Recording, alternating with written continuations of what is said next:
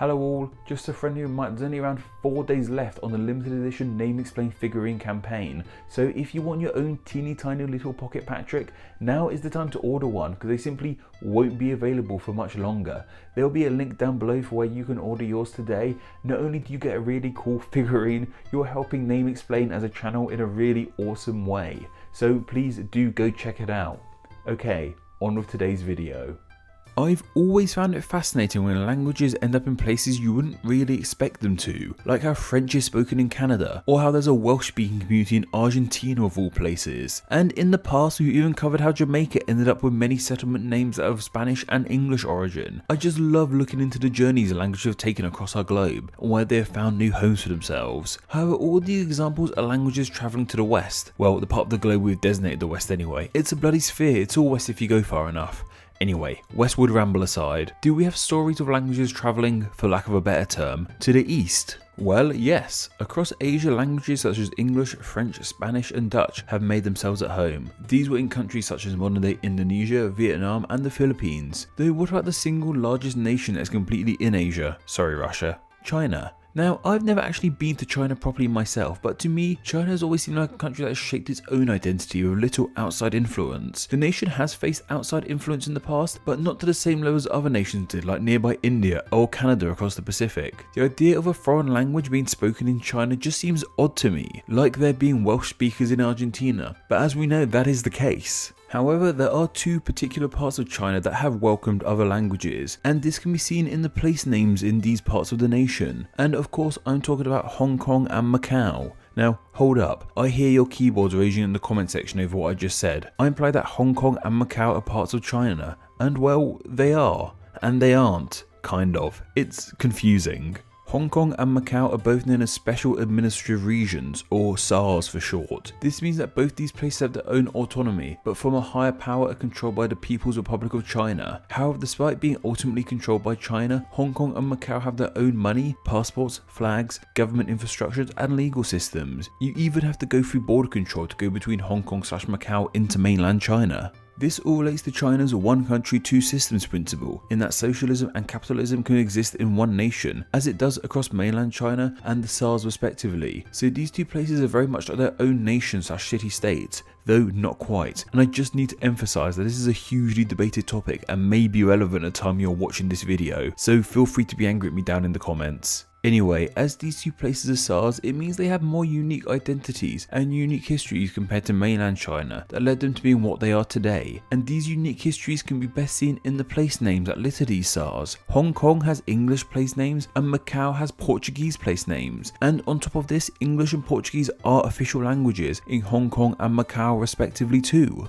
I just find this so strange personally, especially as someone from the United Kingdom and then seeing these very British names appearing in Hong Kong. Like when I hear the name Aberdeen, I think of the cold northern granite laden city in Scotland. Yet in Hong Kong, this name of Aberdeen has been applied to Aberdeen Harbour and the area around it. A bustling port full of fishing boats and even a floating village. But that's not all in Hong Kong. There's also Victoria City, named after Queen Victoria, Kennedy Town, named after Sir Arthur Edward Kennedy, and Stanley, named after Lord Edward Smith Stanley. I just adore the fact that in Hong Kong of all places, there's somewhere with the very English name of Stanley. And in Macau, the Portuguese names can be best seen in the names of the streets. To name just a few street/avenue/location names, Macau includes the like of Rua Central, Rua de Madeira, Rua Cidade de Lisboa, Lago dos Domingos, and Avenue Olímpica. Apologies for my Portuguese pronunciation there. There's way more than this, believe me. Wikipedia has a list of all of Macau's street names, and the majority are Portuguese. What's even cooler is that in Macau, the street names are shown in Chinese and Portuguese, often presented in traditional Portuguese style with white and blue tiles. There's just something about this unexpected clash of cultures in this part of the world I find so interesting. But how did these names get here? Well, simply put, colonization. That's the reason pretty much all of these languages ended up where they aren't natively. At the start of this video we mentioned French in Canada, Welsh in Argentina, and English and Spanish in Jamaica, and all of these languages got here due to colonization. Colonization is something we're all too familiar with in the Americas. It's such a pivotal interwoven part of history in that part of the world. All the nations in North and South America would be incredibly different if Europeans didn't settle there. While it's primarily the West we think of when it comes to colonization, many parts of Asia were were colonized too, like India. However, China doesn't really come into the conversation with colonization, but it did happen there with the Portuguese and the British in their respective lands. So while the easy answer may simply be colonization, why don't we dig a bit deeper and find out how these nations came to China and settled there in the first place? And what about those actual names of Hong Kong and Macau?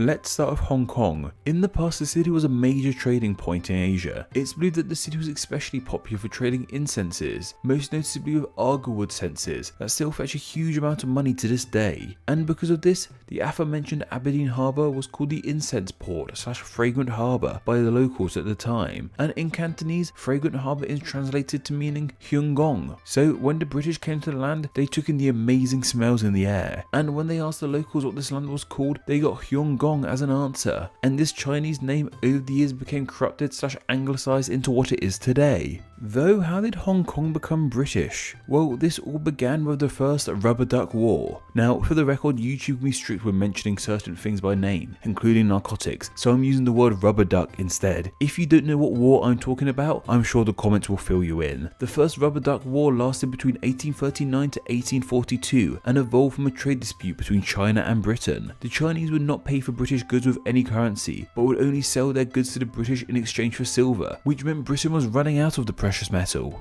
To combat this, the British smuggled rubber ducks into China illegally and demanded to only sell rubber ducks for silver, in turn getting their silver back and getting a huge amount of the people in China addicted to rubber ducks. Of course, the Chinese were unhappy with this, so war broke out. One of the first things the British did in this war was occupy the then small port town of Hong Kong, and when the war ended with British victory in 1842, Hong Kong was formally ceded to the British, and from here the British turned Hong Kong into a bustling seaport, one of the main ports in Asia. And on top of this, many migrated from the rest of China to Hong Kong as mainland China started to drastically change. Hong Kong remained under a capitalist regime while the rest of China fell to communism. And over the years, Hong Kong expanded under British control. In 1898, Britain was given 99 more years of rule of Hong Kong, which lasted till 1997, and this was honoured by Britain, as in 1997, Hong Kong was peacefully handed back over to China, but only under the pledge that Hong Kong remain capitalist and not be changed to be like the rest of China. And from 1997, it has stayed that way as a part of China with a large amount of autonomy, and its time under British rule led to the land being dotted with so many English names. And while that may explain to us how Hong Kong became British, how did Macau become Portuguese? Well, first off, this name is also sometimes spelled as Macau too, and it's believed to derive from a corruption of a Chinese name too, though a Portuguese corruption of course, not an English one. The name is believed to derive from a temple in the land, this being Amar Temple, which is believed to have been constructed in the 15th century by fishermen and is dedicated to the goddess Mazu, who protects seafarers and fishermen while they are out at sea. It was in the 16th century that the Portuguese arrived in China and landed by the temple. They asked the locals for the name for the land, to which they replied Amagar, which means Bay of Amar, and from this name the Portuguese corrupted into the name it is today, Macau. In modern Cantonese, however, Macau is translated into meaning gateway of the bay. Macau was claimed by the Portuguese way before Hong Kong was claimed by the British. As mentioned, it was in the 16th century that the Portuguese landed in China, and by 1557 the Portuguese took over Macau and made it the first European colony in East Asia. Of course, Portuguese wanted land in this part of the world so they could be part of an international trade with China and Japan in the likes of silks and tea. However, the Portuguese also used Macau as a launching pad to bring Christianity to Asia, and many Chinese and Japanese people did convert to the religion, and many churches were built in the land.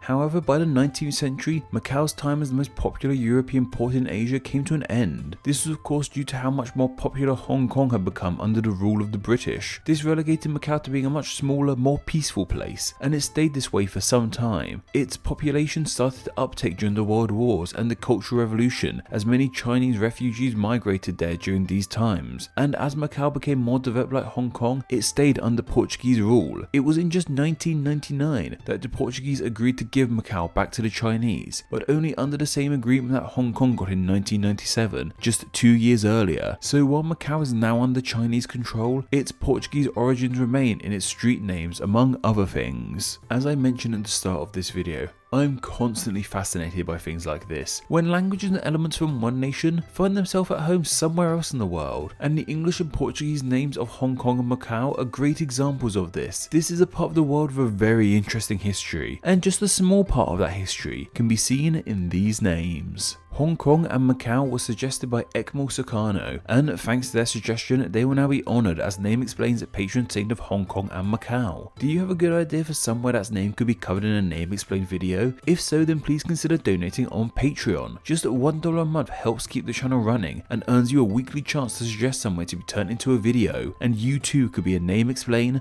Patreon saint.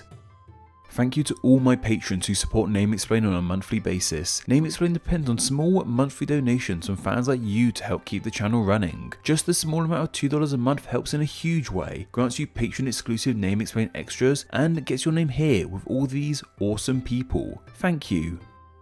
Hello all, and thank you so much for reaching the end of the video. Check out another video and subscribe to stay in the loop on all things Name Explain. You can follow myself on Twitter at NameExplainYT. Follow me there and tweet the name Penrod at me so I know you came from this message. Anyway, I hope you enjoyed this video, and once again, thank you all so much.